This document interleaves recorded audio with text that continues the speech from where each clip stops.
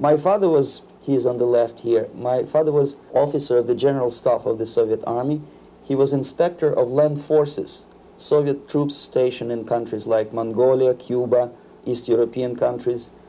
This is the picture taken at the entrance of my Institute of Oriental Languages. It's a part of Moscow State University. As every Soviet student, I was, quote-unquote, volunteering for harvesting grain in Kazakhstan.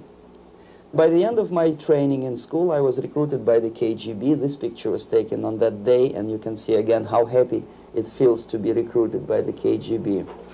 Pay special attention to number of bottles on the table. One of my functions was to keep foreign guests permanently intoxicated the moment they land at Moscow airport. In 1967, the KGB attached me to this magazine, Look magazine. A group of 12 people arrived to USSR from United States to cover the 50th anniversary of October Socialist Revolution in my country. From the first page to the last page, it was a package of lies.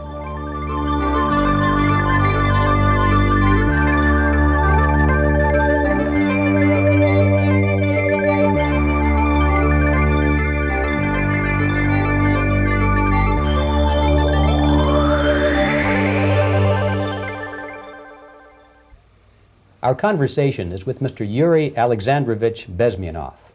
Mr. Bezmenov was born in 1939 in a suburb of Moscow. He was the son of a high-ranking Soviet Army officer.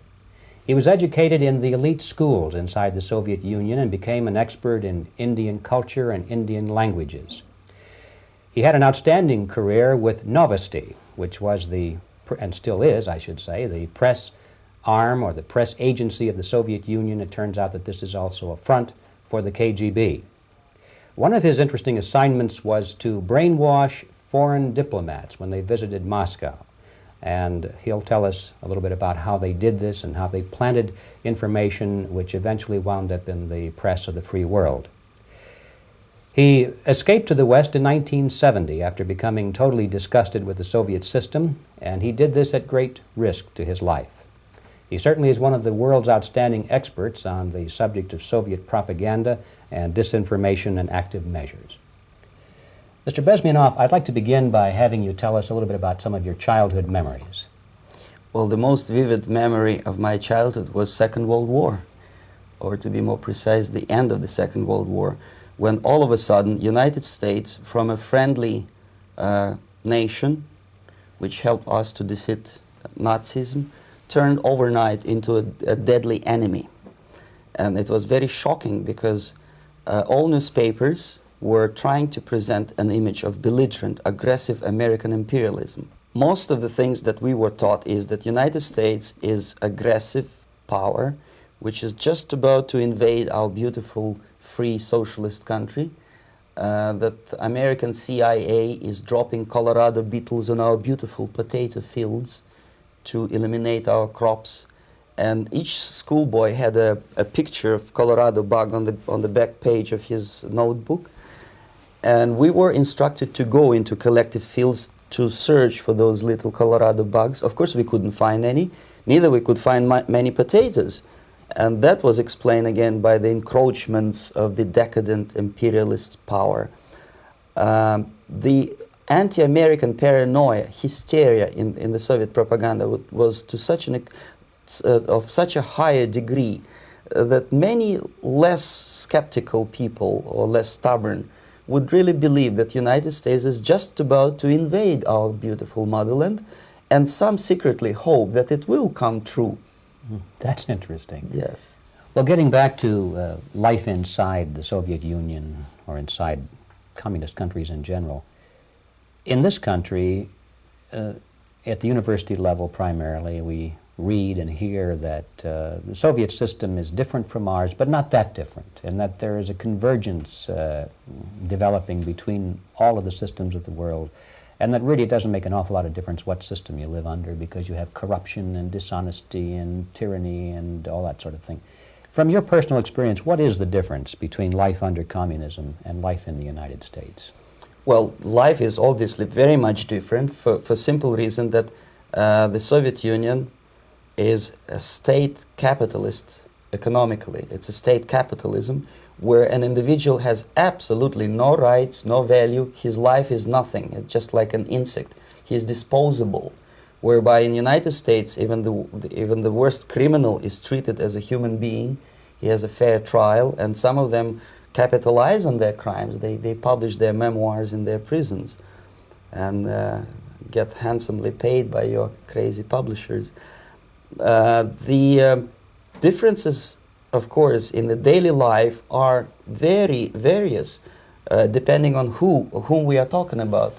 In my own private life, I never suffered from communism simply because I was brought up in a family of high-ranking military officer.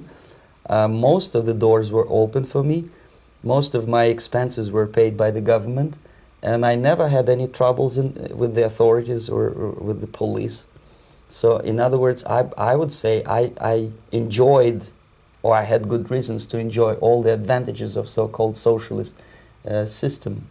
Mm-hmm.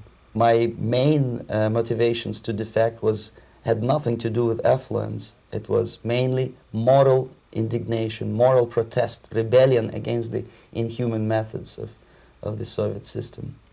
Well, specifically, what did you object to? I objected, first of all, against oppression of my own dissidents and intellectuals. And that was the most disgusting thing that I witnessed as a young man, young student, who was brought up a very troublesome period in our history, from Stalin to Khrushchev, from total tyranny and oppression to some kind of liberalization.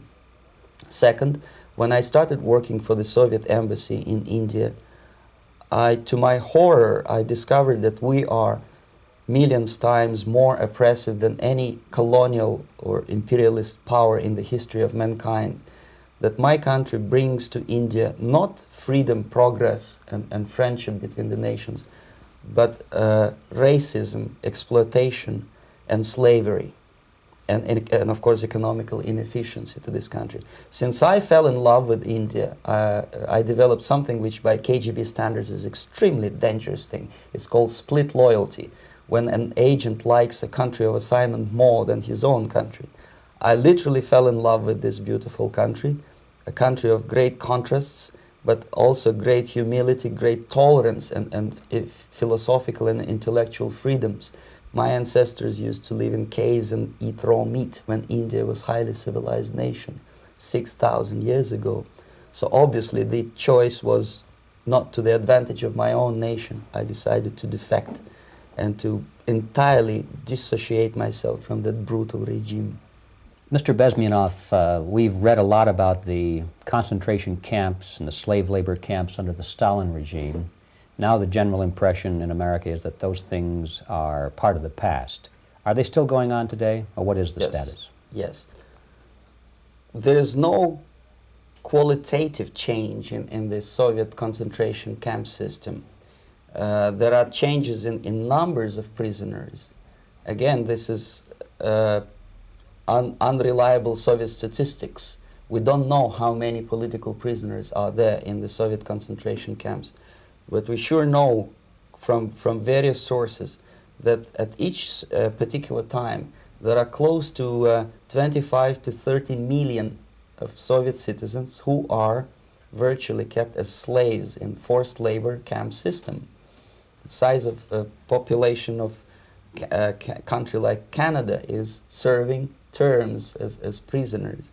Incredible. So I would say that those intellectuals who try to convince American public that concentration camp system is a thing of a past are either conscientiously misleading public opinion, or they are not very intellectual people. They're selectively blind. They lack intellectual honesty when they say that. Well, we've spoken about the intellectuals in this country and also the intellectuals in the Soviet Union. What about down at the broad mass level? Do the people in general, the working people, the workers in general in the Soviet Union, do they support the system? Do they tolerate it? What is their attitude?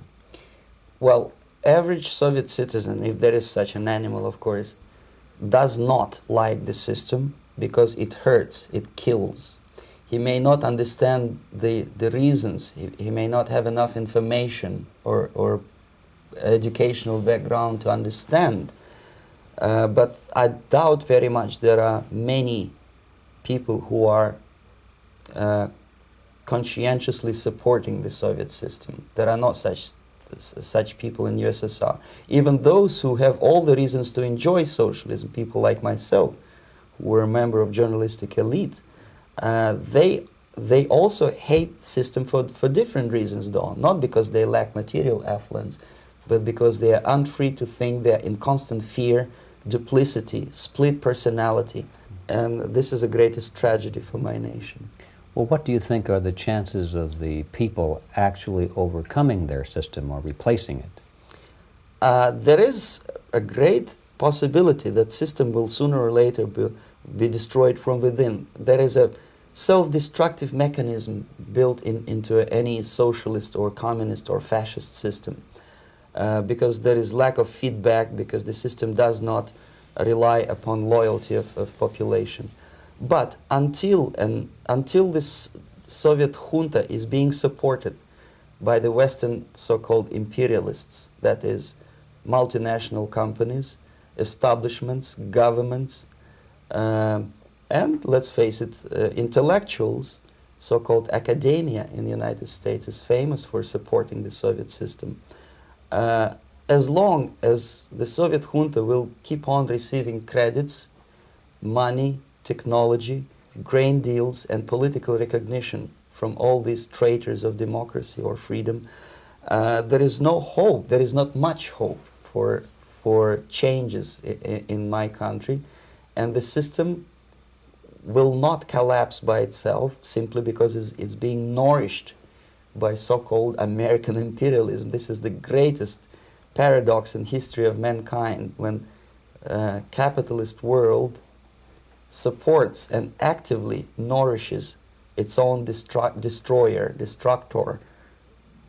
I think you're trying to tell us something. Oh, in yes. This country. Mm-hmm. I'm trying to tell you that it has to be stopped unless you want to end up in Gulag system and enjoy all the advantages of socialist equality. Working for free, catching fleas on your body, sleeping on the planks of plywood in Alaska this time, I guess. Mm-hmm. That's where Americans will belong, unless they will wake up, of course, and force their government to stop aiding Soviet fascism. Mm-hmm. Well, you told us a moment ago why you left the system. I'd like to hear the details of how you did it. It must have been a very dangerous thing.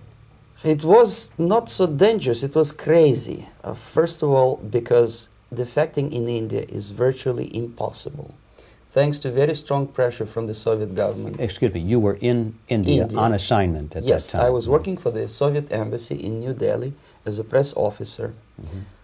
And defecting for a Soviet diplomat is next to impossible. It's a suicide, as I said, because a great friend Indira Gandhi pushed a law through parliament which says, and I quote, "No defector from any country has a right of political asylum in any embassy on the territory of Indian Republic," which is a masterpiece of hypocrisy. No other defector but a Soviet one needs a political asylum. So knowing that perfectly well, I planned a craziest possible way to defect. I studied counterculture in India. There were thousands of young American boys and girls with no shoes, long hair, smoking hash and marijuana, studying sometimes Indian philosophy, sometimes simply pretending that they study. And they greatly annoyed Indian police, and they were laughing stock of Indians because obviously they were good-for-nothing students. I studied carefully where they congregate, what routes they travel, what language they speak, what do they smoke. And one day I simply joined a group of hippies to avoid detection of Indian police. I was dressed as a typical hippie with blue jeans, long camise shirts with all kind of nice decorations like beads, long hairs, I bought a wig because for several weeks I had to turn myself from a conservative Soviet diplomat into a very progressive American hippie. And that was the only way that I could avoid detection. It was very interesting experience, but it was necessary because from my own knowledge as a member of Soviet embassy staff, I knew that there were many cases when Soviet defectors were betrayed by Indian police, and also some Western embassies played a very dirty role in betraying the Soviet defectors. According to our information, they were some, I wouldn't call them double agents, but simply amoral people working for this for the United States embassy, and confiding in people like this would be a suicide. So I had to be extremely careful. I could not trust anyone, and that was the reason for such a crazy way to defect. Well, had you been caught in the act of trying to get out, what would have happened to you? Oh, most likely I would end up in concentration camp, or depending on the situation and on the whim of some bureaucrat in KGB, maybe even executed. This is normal practice, quietly, of course, not publicly. But that would be the end of my defection, of course. Well, when did you finally make it to the United States? In 1970, after about 6 months of debriefing in Athens by the CIA, and I presume FBI too, they let me go first to Germany, then to Canada. That was my decision. I had to change my identity to protect my family and my friends in USSR. And also I was a little bit paranoid, knowing that both Soviet KGB and probably some double agents within the American system may be after me. So I wanted to settle down as far away as possible. I requested CIA to give me some kind of new identity and just let me go on my own. And I settled in Canada. I was a student.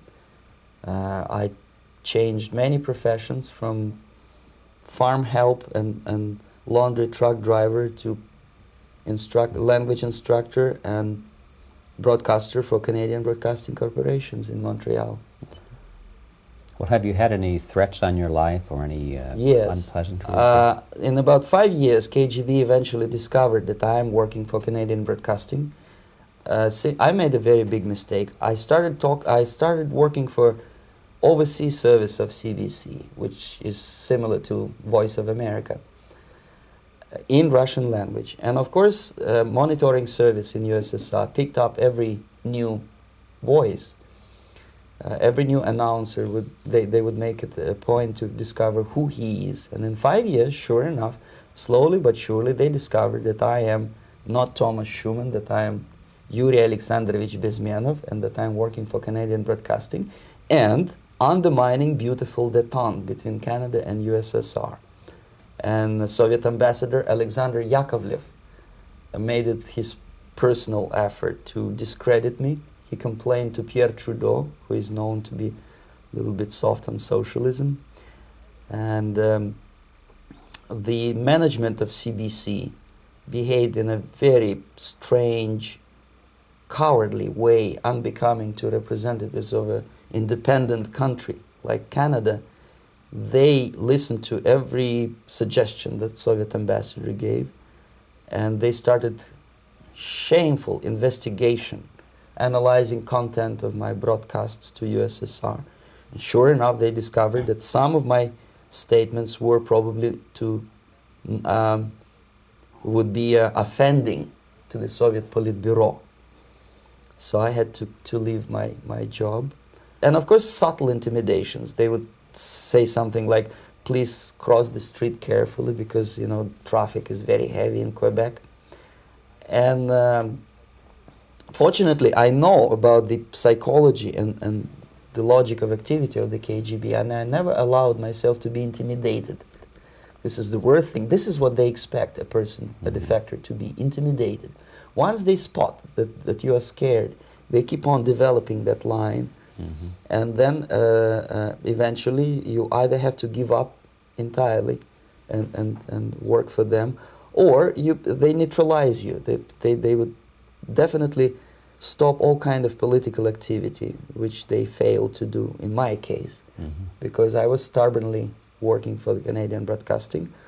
And in response to their intimidations, I said that, look, this is a free country, and I am as free as you are.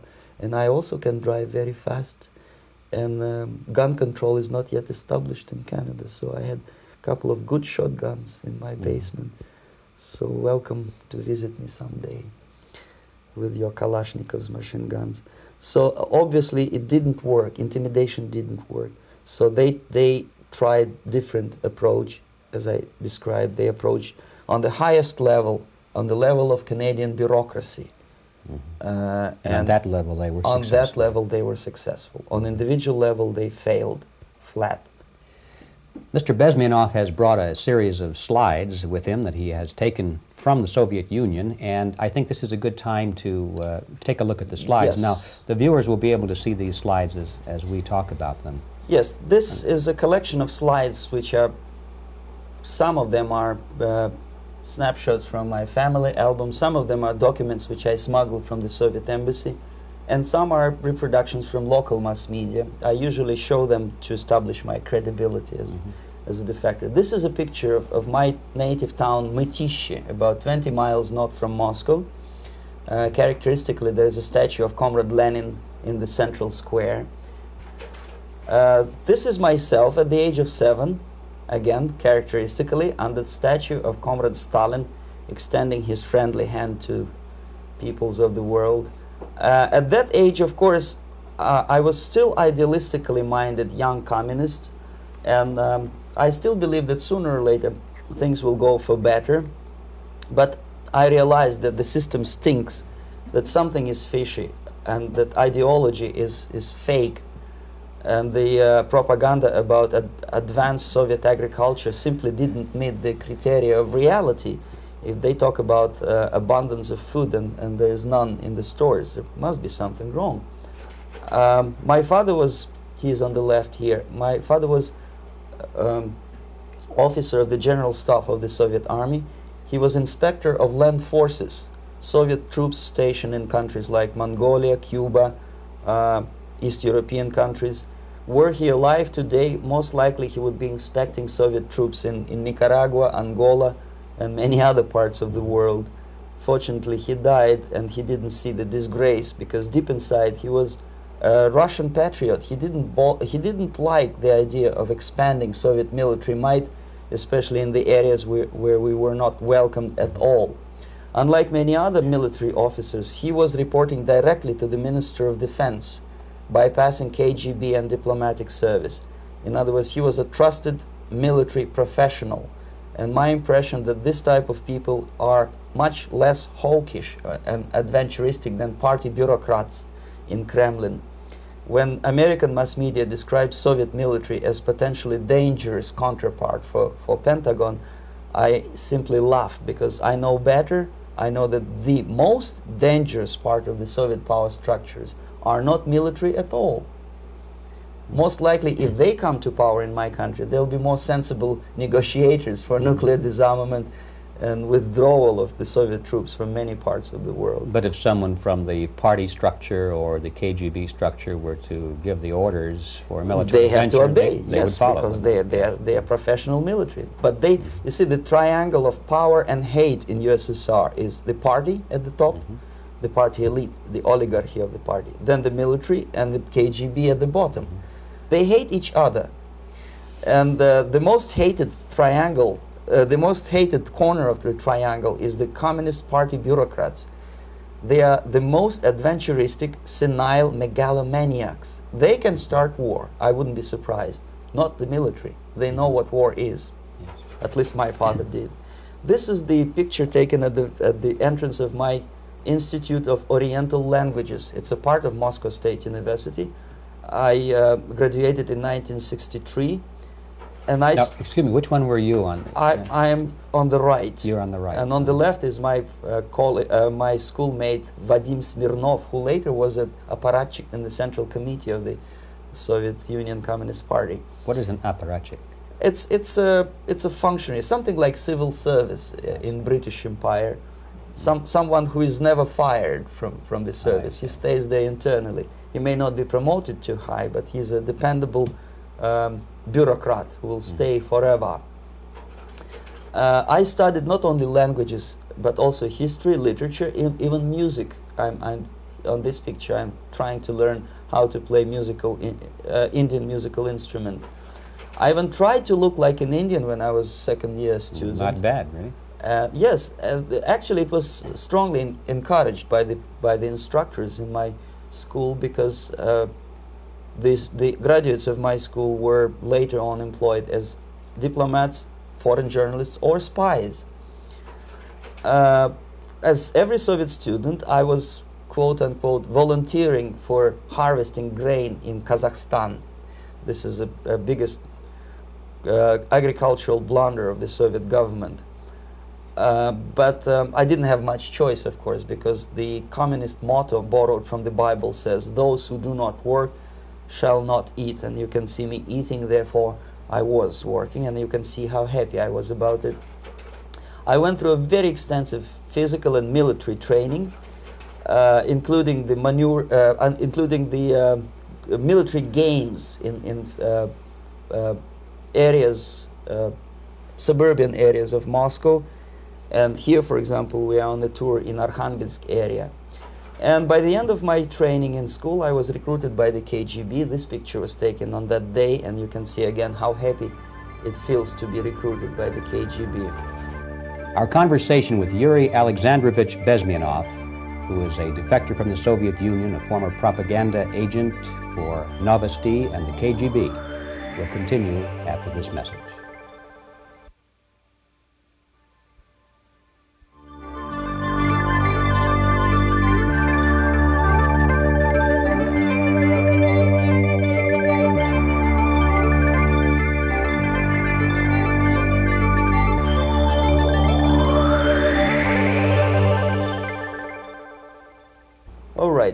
As every student in USSR, I went through very extensive physical and military training and civil defense training too. Unlike in the United States, where civil defense is virtually non-existent, zero. In USSR, every student, whatever his major subject, has to go through very extensive 4-year military and civil defense training. You can see me here with a group of students during one of the war games near Moscow. The main idea, of course, is to prepare a huge reserve army of the USSR. Each student has to graduate as a junior lieutenant. In my case, it was administrative and military intelligence service. My first assignment was to India as a translator with the Soviet Economical Aid Group, building refinery complexes in Bihar state and Gujarat state. At that time, I was still naively, idealistically believing that what I was doing contributes to the understanding and cooperation between the nations. It took me quite a number of years to realize that what we were bringing to India was a new type of colonialism, 1,000 times more oppressive and exploitative than any colonialism or imperialism in history of mankind. But at that time, I was still hoping that, well, maybe it's not that bad, could be worse, and things may go for better. And I even tried to implement the beautiful Marxist motto, proletarians of all the countries unite. I tried to unite with the nice Indian girl, and I was fascinated by Indian culture, by the family life in this country. But obviously, Communist Party had different plans for my genes, so I had to marry this beautiful Russian girl. In the span of my career, I married 3 times. Most of these marriages were marriages of convenience, on advice from the Department of Personnel. This is normal practice in USSR. When a Soviet citizen is assigned to a foreign job, he has to be married, either to keep family in USSR as hostages, or, if it's a convenience marriage like mine, so that the husband and wife are virtually informers on each other to prevent defection or contamination by decadent imperialist or capitalist ideas. In my case, I hated that girl so much that the moment I landed in Moscow, we were divorced, and I married later, second time. By the end of my first assignment in India, I was promoted to the position of public relation officer. You can see me here translating a speech by a Soviet boss. And you're on the right. I'm on the right here, yes. And it was, the occasion was commissioning of the refinery complex in Bihar, Barauni.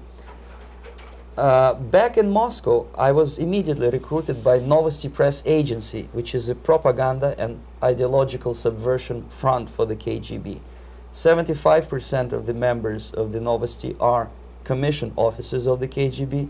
The other 25 are, like myself, co-opted agents who are assigned to specific operations.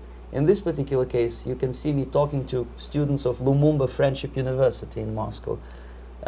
This is a huge school under the direct control of the KGB and Central Committee, where future leaders of the so-called national liberation movements are being educated and selected carefully. And some of them have absolutely, this, for example, is a group of students from Lumumba. They don't look like students at all. They look more like military, and that's exactly what they were. They were dispatched back to their countries to be leaders of the so-called national liberation movements, or to be translated into normal human language, leaders of international terrorist groups.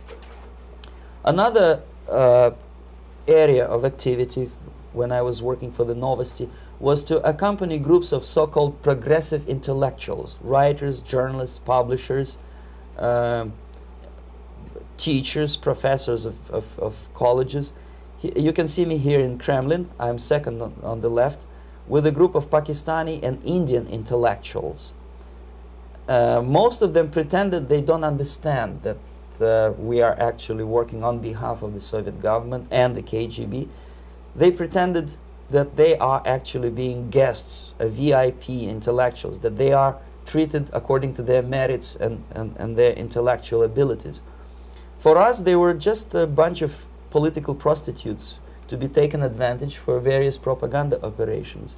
Therefore, you can see perfectly well the senior colleague of mine on the left doesn't really have that much respect on his face, and myself with a very skeptical smile, typical KGB sarcastic smile, anticipating another victim of ideological brainwashing. This is how a typical conference in Novosti headquarters in Moscow looked like. Sitting in the middle is Boris Burkov, the then director of Novosti Press Agency, high-ranking party bureaucrat in the Department of Propaganda. I am standing next to a famous Indian poet, Sumitranandan Pant. He was famous because he was an author. He was the author of a famous poem titled Rhapsody to Lenin. That's why he was invited to USSR, and everything was paid by the Soviet government. Pay special attention to number of bottles on the table. This is one of the ways to kill the awareness or curiosity of foreign journalists. One of my functions was to keep foreign guests permanently intoxicated the moment they land at Moscow airport. I had to take them to the VIP lounge and toast to friendship and understanding between the nations of the world. Glass of vodka, then a second glass of vodka. And in no time, my guests would be feeling very happy. They would see everything in kind of pink, nice color. And that's the way I had to keep them permanently for the next 15 or 20 days. At a certain point in time, I had to withdraw alcohol from them so that some of them who are the most recruitable would feel a little bit shaky, guilty, trying to remember what they were talking last night. That's the time to approach them with all kind of nonsense, such as joint communique or statement for Soviet propaganda. That's the time they are the most flexible. And of course, what they didn't understand, they didn't realize or pretended not to realize, that myself, who was drinking together with them, was not drinking at all. I had ways to get rid of alcohol through various techniques, including special pills which were given to me by my colleagues. But they were taking it seriously. In other words, they would consume quite large volumes of alcohol and feel quite uneasy next morning. In 1967, the KGB attached me to this magazine, Look magazine. A group of 12 people arrived to USSR from United States to cover the 50th anniversary of October Socialist Revolution in my country. From the first page to the last page, it was a package of lies, propaganda cliché, which were presented to American readers as opinions and deductions of American journalists. Nothing could be far from truth. These were not opinions. They were not opinions at all. They were the clichés which the Soviet propaganda wants American public to think that they think. If it does make any sense at all. It sure does, because from the viewpoint of the Soviet propaganda, although there are some subtle criticism of the Soviet system, the basic message is that Russia today is a nice, functioning, efficient system supported by majority of population. That's the biggest lie. And of course, American intellectuals and journalists from Look magazine elaborated on that untruth in various different ways. They intellectualized that lie. They found all kinds of justifications for telling lies to American public. Excuse me, it was partly your job to make sure that they got these ideas, yes, and accepted them as their own ideas. Right. Actually, even before they arrived to USSR, and they paid astronomical sum of money for that visit, they were submitted, this Novosti Press Agency developed so-called backgrounders, 20-25 pages of information and opinions which were presented to the journalists even before they bought their tickets to Moscow. They had to analyze the situation, and judging on their reaction to that backgrounder, the local Novosti representative or local Soviet diplomat in Washington, D.C. would assess whether they be given visa to USSR or not. So but they were selected ahead of time. Yes, they were pre-selected very carefully, and there is not much chance for honest journalists to arrive to USSR and to stay there for 1 year and to bring this package of lies back home. This, for example, is a centerfold of the Look magazine. They presented this monument erected by Communist Party in Stalingrad as the symbol, personification of Russian military might. And they said in the article, which is published on the site, that Soviets are very proud of the victory in the Second World War. This is another big myth, a lie. No sensible people would be proud to lose 20 millions of their countrymen in a war which was started by Genoese Hitler and Comrade Stalin and paid by American multinationals. Most of the Soviet citizens look at this type of monuments with disgust and sorrow, because every family lost father, brother, sister, or child in the Second World War. Yet American journalists who were trying to appease, to please their hosts, presented this picture on the centerfold as the symbol and personification of Soviet national, they call it Russian national spirit. And it was greatest misconception and a very tragic misunderstanding. Of course, Look magazine was not distributed in USSR. The main audience was in United States. But I presume that many Americans, millions of Americans who were reading Look magazine at that time, had absolutely wrong idea about the sentiments of my nation, about what the Soviets are proud of and what they hate. This is a group, you see the same lady with the sword in Stalingrad. This is the group of journalists. Myself is in the center with the same devilish smile. And Mr. Philip Harrington is on the extreme left there with his camera. This is the gentleman which was so deaf or so uninterested in what I had to say to him. This is the same picture, a blow-up of the same picture. Many guests from various countries, in this particular case from Asia and Africa, were taken by me as a Novosti Press Agency employee for a tour across Siberia, for example. We would show them typical kindergarten, you see, nothing special by American standards, just nice children sitting, eating their breakfast or lunch. What they could not understand, or they pretended not to understand, that this is an exemplary kindergarten. This is not the kindergarten for average person or average family in USSR. And we maintain that illusion in their minds. You can see myself under the red spot in the middle there, with the same business-like expression. I'm doing my job. That's what I'm assigned to do, and that's what I was paid to do. But deep inside, I still hope that at least some of these useful idiots would understand that what they are looking at has nothing to do with the level of affluence in my nation. This is a better picture which reflects the true spirit of the Soviet childhood. This picture was printed in a Canadian government publication by mistake. In the middle, you can see children playing on a small courtyard, and the caption goes, "This is a typical kindergarten in Siberia." What these idiots didn't understand, that it is not kindergarten at all. It is a prison for children of political prisoners. But there was not a single mentioning that what they were visiting actually was an area of concentration camps. And the job of people like myself to help them to not to notice that they are actually talking to prisoners. Most of the children were dressed, especially on the occasion of the foreigners' visit. Of course, there were no corpses on the ground. There were no machine gun guards. And well, it looks not very pleasant, as you see. It looks dull, but obviously it does not create an impression that this is actually a prison. Well, did any of the journalists have the curiosity to ask about prisons and that kind of thing? Yes. They were in Siberia. This Yes. is what you associate. Yes, some of them asked questions, and naturally we would give them, for the stupid question, we give them stupid answer. No, there are no prisons in Siberia. No, most of the people who you see are free citizens of USSR. They are very happy to be here, and they are contributing to the glory of the socialist system. Some of them pretended that they believe what I was telling them, and most of them, we may discuss it later, what are the motivations of these people? Why would they stubbornly bring lies to their own population through their own mass media?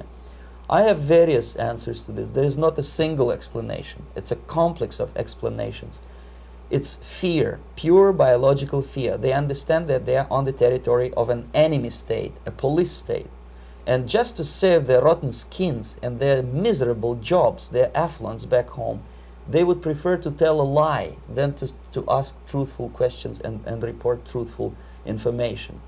Second, most of these schmucks were afraid to lose their jobs, because obviously if you tell truth about my country, you will not last long as a correspondent of New York Times or Los Angeles Times. They will fire you. What kind of correspondent are you? You obviously cannot find common language with Russians if they kick you out in 24 hours. So just by trying to be conformist to their own editorial bosses, they tried not to offend the sentiments of the Soviet administrators and people like myself. Deep inside, I hope they would insult my or offend my sentiments. Obviously, they preferred not to. Another reason, I refuse to believe it, but obviously, there is another reason. Obviously, it's a greed. These people earn a lot of money. When they come back to USA, they claim that they are experts on my country. They write books which sells in million copies, titled like Russians, The Truth About Russia. Most of it is lie about Russia. Yet they claim to be Sovietologists. They play back myth about my country, the propaganda cliches. Yet they stubbornly resist the word of truth. If a person like Solzhenitsyn is either defecting or kicked out of USSR, they try all their best to discredit him and to discourage him. I don't have much chance to appear on national network with a true story about my country. But a useful idiot like Hendrik Smith or Robert Kaiser, they are big heroes. They come back from USSR. They say, oh, we were talking to dissidents in Russia. Big deal. Soviet dissidents are chasing American correspondents in the streets, and they are cowardly escaping from these contacts. For some strange reason, if you want to know more about Spain, you refer to Spanish writers. If you want to learn more about French, you read French writers. Even about Antarctica, I bet you would read Penguins. Only about the Soviet Union, for some strange reason, you read Hendricks and Schmendricks and all kind of Kissingers, because they claim that they know more about my country. They know nothing, or next to nothing, or they pretend that they know more than they actually do. I would say they are dishonest people who lack integrity and common sense and intellectual honesty. They bring back all kind of stories like that. A kindergarten in Siberia. Omitting the most important fact, it's a prison for children of political prisoners. Another greatest example of monumental idiocy of American politicians. Edward Kennedy was in Moscow, and he thought that he is a popular, charismatic American politician who is easygoing, who can smile, dance at the wedding in Russian Palace of Marriages. What he did not understand, or maybe he pretended not to understand, that actually he was being taken for a ride. This is a staged wedding especially to impress foreign media or useful idiots like Ed Kennedy. Most of the guests there, they had security clearance, and they were instructed what to say to foreigners. This is exactly what I was doing. You can see me in the same damn wedding palace in Moscow where Ed Kennedy was dancing here. You see, smiling. He thinks he's very smart. From the viewpoint of Russian citizens who observe this idiocy, he's narrow-minded, egocentrical idiot who tries to earn his own popularity through participation in propaganda farces like this. Here you can see myself. On the right, again, exemplary Soviet bride. On the left, 3 journalists from various countries, Asia, Africa, and Latin America. Obviously, they enjoying the situation. They will go back home and write the reports. We were present on a regular Soviet wedding. They were not present on a regular Soviet wedding. They were present, they were parts of a farce, of a circus performance. Another thing which I had to sometimes risking my life to explain to foreigners. Time magazine, for example, is very critical of South African racist regime. The whole article was dedicated to the shameful internal passport system where blacks are not allowing to live with whites. For some strange reason, for the last 14 years since my defection, nobody wanted to pay attention to my passport. This is my passport. It also shows my nationality, and it has a police rubber stamp, which is called propiska in Russian language, which assigns me to a certain area of residence. I cannot leave that area, same way as this black man cannot leave the area in South Africa. Yet we call South African government racist regime. Not a single Jane Schmonda or Fonda is brave enough, courageous enough to come to media and say, look, this is what happens in USSR. I send a copy of my passport to many American liberals and civil rights defenders and all the other useful idiots. They never bothered to answer me back. This shows what kind of integrity, what kind of honesty these people are. They are a bunch of hypocrites because they don't want to recognize a good example of racism in my country. This is the first stage of befriending a professor. You can see myself on the left with the same James Bond smile. On the right is my KGB supervisor, Comrade Leonid Mitrokhin, and in the middle a professor of political science in Delhi University. The next stage would be to invite him to a gathering of Indo-Soviet Friendship Society. There he is sitting next to his wife before he is being sent to USSR for free trip. Everything is paid by the Soviet government.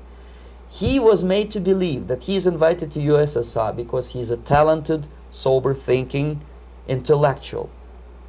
Absolutely false. He is invited because he is a useful idiot, because he would agree and subscribe to most of the Soviet propaganda cliché. And when he is coming back to his own country, he is going for years and years to teach the beauties of Soviet socialism to newer and newer generations of his students, thus promoting the Soviet propaganda line. The KGB was even curious about this gentleman. It may look innocent. Maharishi Mahesh Yogi, a great spiritual leader, or maybe a great charlatan and crook, depending on from which side you are looking at him. Beatles were trained at his ashram in Hardwar in India how to meditate. Mia Farrow and other useful idiots from Hollywood visited his school, and they returned back to United States absolutely zonked out of their minds with marijuana, hashish, and crazy ideas of meditation. To meditate, in other words, to isolate oneself from the current social and political issues of your own country, to get into your own bubble, to forget about troubles of the world. Obviously, KGB was very fascinated with such a beautiful school, such a brainwashing center for stupid Americans. I was dispatched by the KGB to check what kind of VIP Americans attend this school. That's you on the left. Yes, I'm on the left. I was trying to get enrolled in that school. Unfortunately, the Maharishi Mahesh Yogi asked too much. He wanted $500 American for enrollment. But my function was not actually to get enrolled in the school. My function was to discover what kind of people from United States attend this school. And we discovered that, yes, there are some influential members of family, public opinion makers of United States, who come back with the crazy stories about Indian philosophy. Indians themselves look upon them as idiots, useful idiots. To say nothing about KGB, who looked at them as extremely naive, misguided people. Obviously, a VIP, say a wife of a congressman, or a prominent Hollywood personality, after being trained in that school, is much more instrumental in the hands of manipulators of public opinion and KGB than a normal person who understands, who looks through this type of fake religious training. Why would they be more susceptible to manipulation? I just mentioned that because, you see, a person who is too much involved in introspective meditation. You see, if you carefully look what Maharishi Mahesh Yogi is teaching to Americans, is that most of the problems, most of the burning issues of today can be solved simply by meditating. Don't rock the boat. Don't get involved. Just sit down, look at your navel, and meditate. And the things, due to some strange logic, due to cosmic vibration, will settle down by themselves.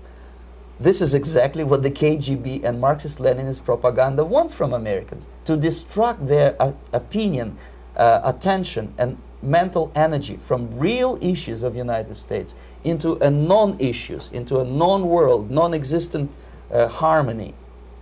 Obviously, it's more beneficial for the Soviet aggressors to have a bunch of duped Americans than Americans who are self-conscious, healthy, physically fit, and alert to the reality.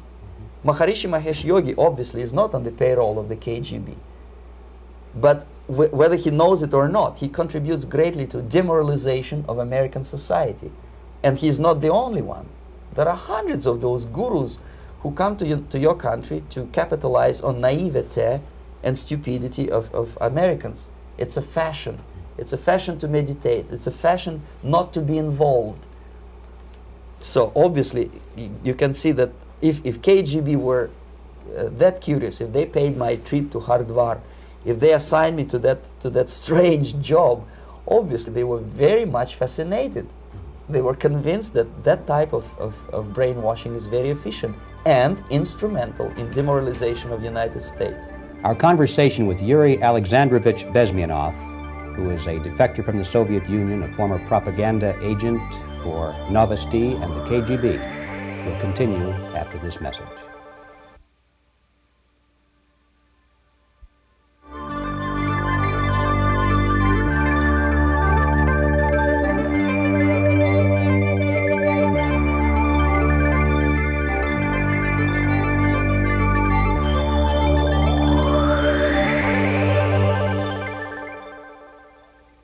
This picture shows the part of the building of USSR embassy, and my supervisors. On the left is Comrade Mehdi, an Indian communist, and on the right, Comrade Mitrokhin, my supervisors in the secret department of research and counter-propaganda. It has nothing to do with either research or counter-propaganda. Most of the activity of that department was to compile huge volume of information on individuals who were instrumental in creating public opinion. Publishers, editors, journalists, actors, educationalists, professors of political science, members of parliament, representatives of business circles. Most of these people were divided roughly in two groups. Those who would toe the Soviet foreign policy, they would be promoted to the positions of power through media and public opinion manipulation. Those who refused the Soviet influence in their own country would be character assassinated or executed physically come revolution. Same way as in the small town of Hue in South Vietnam, several thousands of Vietnamese were executed in one night when the city was captured by Viet Cong for only 2 days.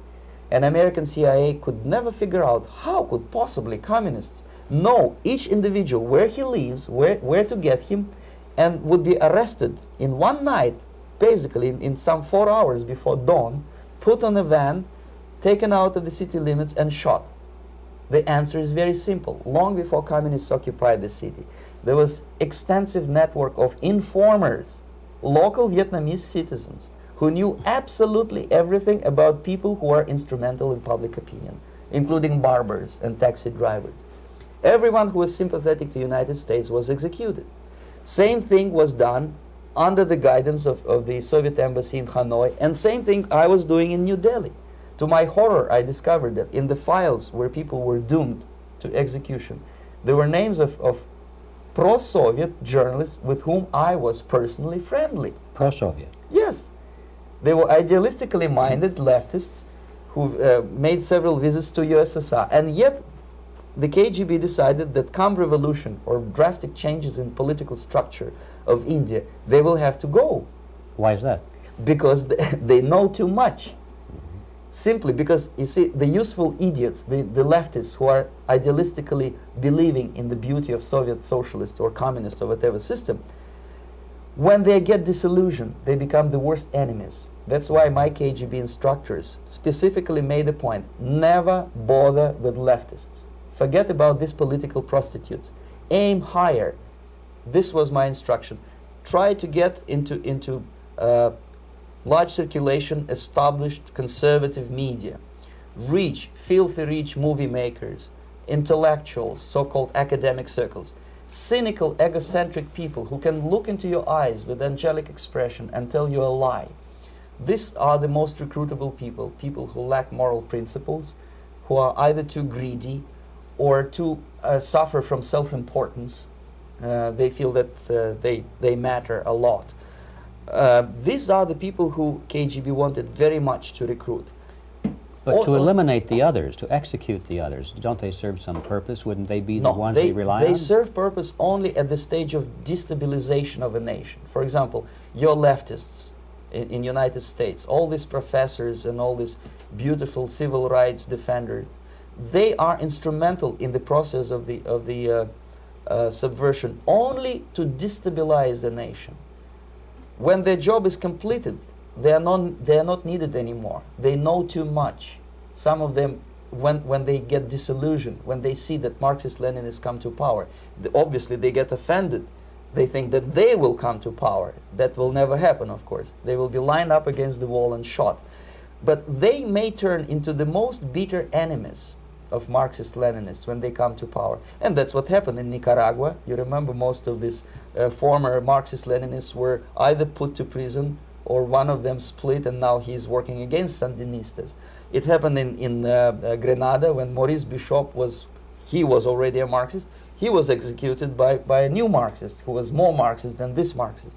Same happened in Afghanistan when first there was Taraki, he was killed by Amin, then Amin was killed by Babrak Karmal with the help of KGB. Same happened in Bangladesh when Mujibur Rahman, very pro-Soviet leftist, was assassinated by his own Marxist-Leninist military comrades. It's the same pattern everywhere. The moment they serve their purpose, all the useful idiots are either be executed entirely, all the idealistically minded Marxists, or exiled or put in prisons, like in Cuba. Many former Marxists are in Cuba, in prison. So most of the Indians who were cooperating with the Soviets, especially with our Department of Information of the USSR Embassy, were listed for execution. And when I discovered that fact, of course I was sick. I was mentally and physically sick. I thought that I'm going to explode one day during the briefing at the ambassador's office. I would stand up and say something that we are basically a bunch of murderers. That's what we are. It has nothing to do with friendship and understanding between the nation and blah, blah, blah. We are murderers. We behave as a bunch of thugs in a country which is hospitable to us, a country which with ancient traditions.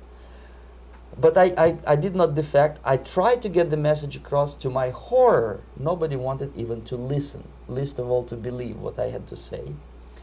And I tried all kinds of tricks. I would leak information through letters or lost documents or something like that. And still I got no message. The message was not published, even in the conservative mass media of India. The immediate impulse to defect was Bangladesh crisis, which was described by American correspondents as Islamic grassroots revolution, which is absolute baloney. There was nothing to do with Islam, and there was no grassroots revolution. Actually, there are no grassroots revolutions, period. Any revolution is a byproduct of a highly organized group of conscientious and professional organizers, but has nothing to do with grassroots. In Bangladesh, it was nothing with grassroots. Most of the Awami League party members, Awami League means People's Party, were trained in Moscow in the high party school. Most of the Mukti Fauj leaders, Mukti Fauj in Bengali means People's Army, same as SWAPO and all kind of liberation armies all over the world, the same bunch of useful idiots. They were trained at Lumumba University and various centers of the KGB in Simferopol, in Crimea, and in Tashkent. So when I saw that Indian territory is being used as a jumping board to destroy East Pakistan, I saw myself thousands of so-called students traveling through India to East Pakistan, through the territory of India, and Indian government pretended not to see what's going on. They knew perfectly well, the Indian police knew it, the intelligence department of Indian government knew it, the KGB of course knew it, and the CIA knew it. That was most infuriating, because when I defected and I explained to the CIA debriefers they should watch out because East Pakistan is going to erupt any moment, they said I was reading too many James Bond novels. Anyway, so East Pakistan was doomed. One of my colleagues in the Soviet consulate in Calcutta, when he was dead drunk, he ventured into the basement to relieve himself, and he found big boxes which said printed matter to Dhaka University. Dhaka is the capital of East Pakistan. And since he was drunk and curious, he opened one of the boxes and he discovered not printed matter. He discovered Kalashnikov guns and ammunition in there. Anyway, it's a long story. When I saw the preparations for the invasion into East Pakistan, obviously I wanted to defect immediately. The only thing I couldn't at that time make up my mind when and where and how. One of the reasons, of course, you see, I was in love with India. I mentioned that before. I spoke the languages. I socialized with people. And I understood that I had to act fast unless I want this beautiful country to be permanently and irreparably damaged by our presence. One of the reasons not to defect was, as you can see, I was living in relative affluence. Who the hell in the normal mind would defect and do what? To be abused by your media, to be called McCarthyist and fascist and paranoid, or to drive a taxi in New York City? What for? What the hell for should I defect? To be abused by Americans, to be insulted in exchange for my effort to bring the truthful information about impending danger of subversion. As you can see, I was living in quite a comfortable conditions next to swimming pool, where Indians were not allowed, by the way. I was highly paid expert in propaganda. I had my family. I was respected by my nation. My career was cloudless. The third reason, how to defect with the family.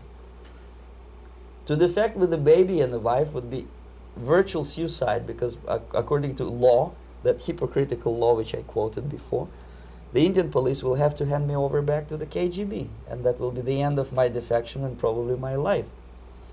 Again, I cannot smuggle my wife because she was not quite sure what I was doing. She was not that idealistically involved, and she was definitely not in the total picture of what I was doing for the KGB. She would be shocked if I put her in my van and drive her to the American embassy or elsewhere. That would be a greatest danger.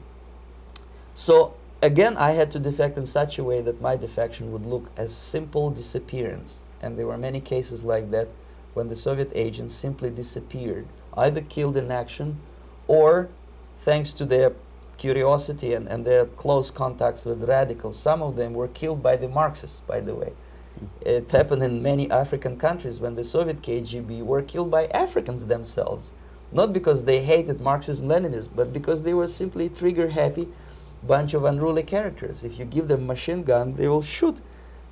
And some of the Soviets obviously were not careful enough to protect themselves, and they got into embarrassing situations when they were shot at the crossfire between factions of so-called liberation movements. Anyway, so I decided, as I said, to study the counterculture. I decided this probably would be the best way to disappear. I socialized with characters like this. On the left, you see, he's a barefoot American hippie. It took me quite a long time to study exactly what they were doing and how to mix with them. But eventually I did it. Most of Indian newspapers carried my picture and promise of 2,000 rupees for information about my whereabouts. But they were looking for the wrong person, because they obviously tried to stop a young Soviet diplomat in white shirt and tie, and this is how I looked at the time of defection. Nobody could possibly think that a Soviet diplomat would be as crazy as to join a bunch of hippies. That's you. Travel India and smoke hash. So I made it literally almost like a Hollywood-style detective story. From under the nose of the KGB in Bombay airport, I landed the plane and I flew to Greece, where I was debriefed by the CIA. That's basically that's all for my slides. We can turn off the projector, then. That's very interesting. Well, you spoke several times before about ideological subversion. That is a phrase that I'm afraid some Americans don't fully understand. When the Soviets use the phrase ideological subversion, what do they mean by it? Ideological subversion is the process which is legitimate, overt, and open. You can see it with your own eyes. All you have to do, all American mass media has to do, is to unplug their bananas from their ears, open up their eyes, and they can see it. There is no mystery. There is nothing to do with espionage. I know that espionage intelligence gathering looks more romantic. It sells more deodorants through the advertising, probably. That's why your Hollywood producers are so crazy about James Bond type of thrillers. But in reality, the main emphasis of the KGB is not in the area of intelligence at all. According to my opinion and opinion of many defectors of my caliber, only about 15% of time, money, and manpower is spent on espionage as such. The other 85% is a slow process which we call either ideological subversion or active measures, активные мероприятия in the language of the KGB, or psychological warfare. What it basically means is to change the perception of reality of every American to such an extent that despite of the abundance of information, no one is able to come to sensible conclusions in the interests of defending themselves, their families, their community, and their country. It's a great brainwashing process which goes very slow, and it's divided in 4 basic stages. The first one being demoralization. It takes from 15 to 20 years to demoralize a nation. Why that many years? Because this is the minimum number of years which requires to educate one generation of students in the country of your enemy, exposed to the ideology of the enemy. In other words, Marxism-Leninism ideology is being pumped into the soft heads of at least 3 generations of American students without being challenged or counterbalanced by the basic values of Americanism, American patriotism. The result you can see. Most of the people who graduated in the 60s, dropouts or half-baked intellectuals, are now occupying the positions of power in the government, civil service, business, mass media, educational system. You are stuck with them. You cannot get rid of them. They are contaminated. They are programmed to think and react to certain stimuli in a certain pattern. You cannot change their mind, even if you expose them to authentic information, even if you prove that white is white and black is black. You still cannot change the basic perception and the logic of behavior. In other words, these people, the process of demoralization is complete and irreversible. To get rid society of these people, you need another 20 or 15 years to educate a new generation of patriotically minded and common sense people who would be acting in favor and in the interests of United States society. And yet these people who've been programmed and, as you say, in place and Yes. who are favorable to an opening with the Soviet concept, these are the very people who would be marked for extermination in this country? Most of them, yes. Simply because the psychological shock when they will see in future what the beautiful society of equality and social justice means in practice, obviously they will revolt. They will be very unhappy, frustrated people, and the Marxist-Leninist regime does not tolerate these people. They will join the links of dissenters, dissidents. Unlike in present United States, there will be no place for dissent in future Marxist-Leninist America. Here you can get popular like Daniel Ellsberg and filthy rich like Jane Fonda for being dissident, for criticizing your Pentagon. In future, these people will be simply squashed like cockroaches. Nobody is going to pay them nothing for their beautiful, noble ideas of equality. This they don't understand, and it will be greatest shock for them, of course. The demoralization process in the United States is basically completed already. For the last 25 years, actually it's overfulfilled, because demoralization now reaches such areas where previously not even Comrade Andropov and all his experts would even dream of such a tremendous success. Most of it is done by Americans to Americans, thanks to lack of moral standards. As I mentioned before, exposure to true information does not matter anymore. A person who was demoralized is unable to assess true information. The facts tell nothing to him. Even if I shower him with information, with authentic proof, with documents, with pictures, even if I take him by force to the Soviet Union and show him concentration camp, he will refuse to believe it until he is going to receive a kick in his fat bottom. When a military boot crashes his balls, then he will understand, but not before that. That's the tragic of the situation of demoralization. So basically America is stuck with demoralization, and unless, even if you start right now, here, this minute, you start educating new generation of Americans, it will still take you 15 to 20 years to turn the tide of ideological perception of reality back to normalcy and patriotism. The next stage is destabilization. This time, subverter does not care about your ideas and the patterns of your consumption. Whether you eat junk food and get fat and flabby, it doesn't matter anymore. This time, and it takes only from 2 to 5 years to destabilize a nation, what matters is essentials: economy, foreign relations, defense systems. And you can see it quite clearly that in some areas, in such sensitive areas as defense and economy, the influence of Marxist-Leninist ideas in the United States is absolutely fantastic. I could never believe it 14 years ago when I landed in this part of the world, that the process will go that fast.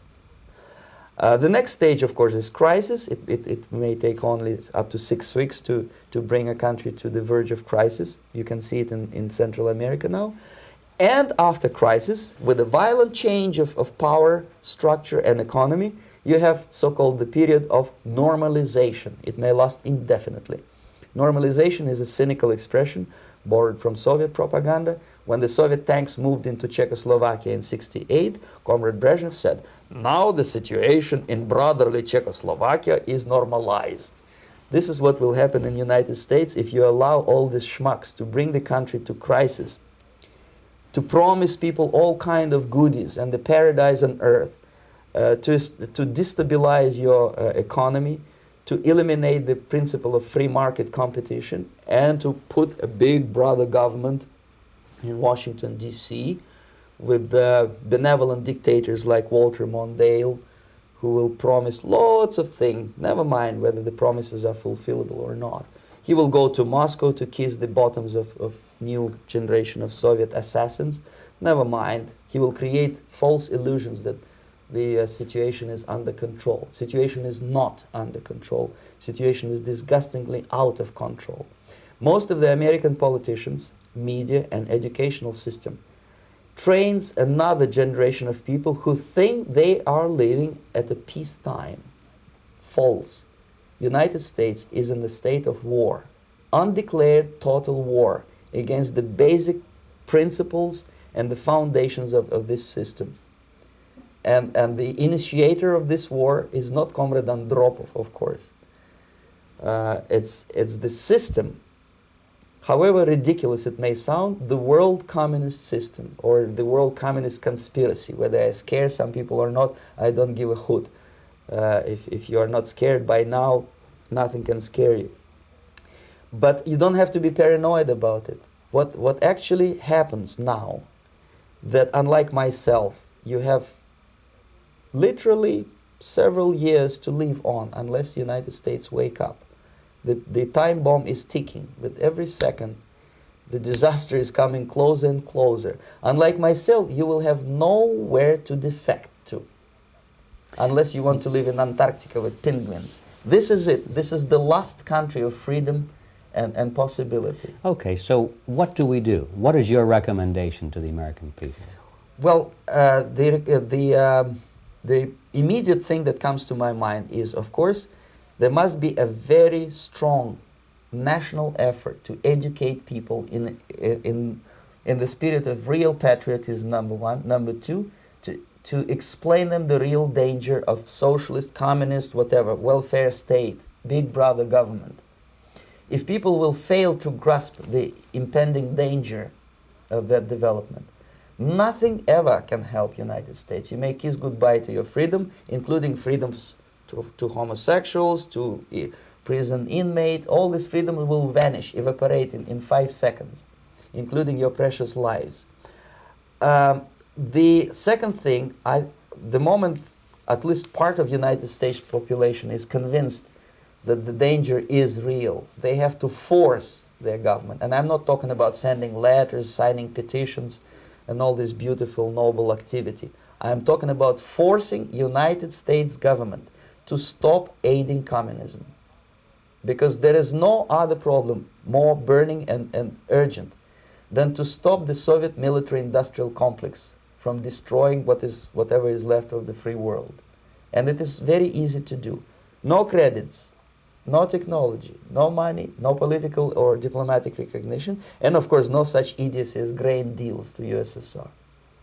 The Soviet people, 270 millions of Soviets, will be eternally thankful to you if you stop aiding a bunch of murderers who sit now in Kremlin and whom President Reagan respectfully calls government. They do not govern anything, least of all such complexity as the Soviet economy.